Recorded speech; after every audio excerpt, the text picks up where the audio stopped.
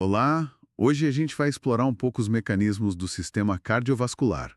É, como certas substâncias afetam o coração, os vasos sanguíneos, o nosso foco principal vai ser o isoproterenol. É uma molécula bem interessante. Parece fazer coisas quase opostas ao mesmo tempo, né? Como é que isso funciona? E por que ele é diferente de outros agentes? É isso que a gente vai investigar. Para começar, o que exatamente o isoproterenol faz no corpo? Qual é a ação dele? Então, o isoproterenol, ele é o que a gente chama de agonista adrenérgico beta não seletivo. Isso quer dizer, assim, que ele ativa dois tipos principais de receptores beta, o beta 1 e o beta 2. Certo, beta 1 e beta 2. E quais são as consequências de ativar esses dois receptores? O que acontece? As consequências são bem distintas, sabe? Quando ele ativa os receptores beta 1, que ficam mais no músculo do coração, isso aumenta a força de contração cardíaca. O coração bombeia com mais vigor, né? A gente chama isso de efeito inotrópico positivo. Mais força no bombeamento. Entendido. Isso. E ao mesmo tempo, ele ativa os receptores beta 2. Esses ficam na musculatura lisa dos vasos sanguíneos. A ativação do beta 2 causa um relaxamento desses músculos. Os vasos se dilatam. É a vasodilatação. Hum. Então aumenta a força do coração e relaxa os vasos. Exatamente. E o fascinante é justamente essa combinação: aumentar a força cardíaca pelo beta 1 e ao mesmo tempo relaxar os vasos pelo beta 2. Isso é bem característico dele. A maioria dos outros agentes, tipo, tende a focar mais num efeito ou no outro. Entendi. O resultado final é que, mesmo o coração trabalhando mais forte, a resistência total ao fluxo de sangue diminui bastante. Isso pode até levar a uma queda na pressão arterial média. E é importante notar, né, a ação dele nos receptores alfa-1, que contraem os vasos, é praticamente zero. Faz sentido. Uma ação dupla bem específica mesmo. Mas como isso se compara com outros agentes? Outros agentes que também mexem com o sistema cardiovascular.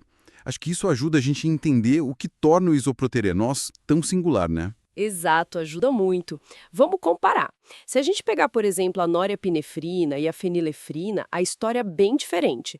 Elas agem principalmente nos receptores alfa-1. Fazem o contrário do isoproterenol nos vasos, causam vasoconstrição, apertam os vasos, aumentam a resistência vascular, a pressão sobe. O oposto da vasodilatação dele. Isso. A norepinefrina até tem um efeitinho beta-1 no coração, aumenta um pouquinho a contratilidade, mas é leve.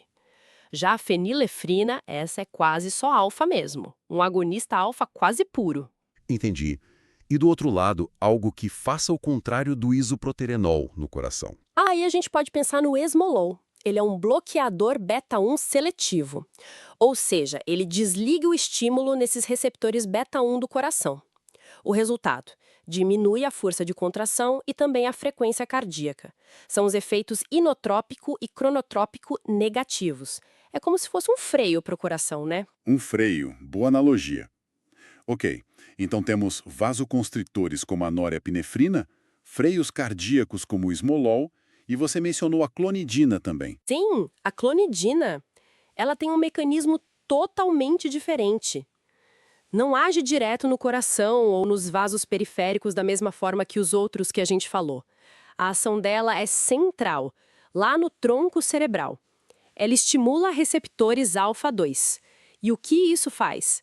Reduz a comunicação do sistema nervoso simpático com o resto do corpo. O resultado geral é uma diminuição da resistência vascular, da frequência cardíaca e da pressão arterial. Mas, veja bem, sem alterar diretamente a força de contração do coração. É um controle mais, digamos, sistêmico, vindo do cérebro. Certo. Vasoconstrictores, freios cardíacos, controladores centrais. Fica bem claro agora que o isoproterenol não se encaixa direitinho nessas caixas. É outra coisa. Com consequência diferente. A norepinefrina aumenta a pressão, o esmolol diminui o esforço cardíaco, a clonidina reduz o tônus simpático como um todo. Uhum. O isoproterenol oferece essa combinação única. Aumenta o débito cardíaco, mas diminui a resistência vascular periférica. Então, para resumir, essa ação dupla beta-1 e beta-2 é realmente a assinatura do isoproterenol. É isso que o diferencia nesse cenário todo. Precisamente.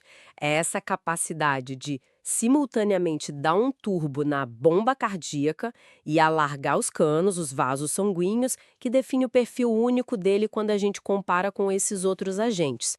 Cada um tem seu alvo e efeito principal. Portanto, acho que o ponto técnico-chave para a gente guardar é esse.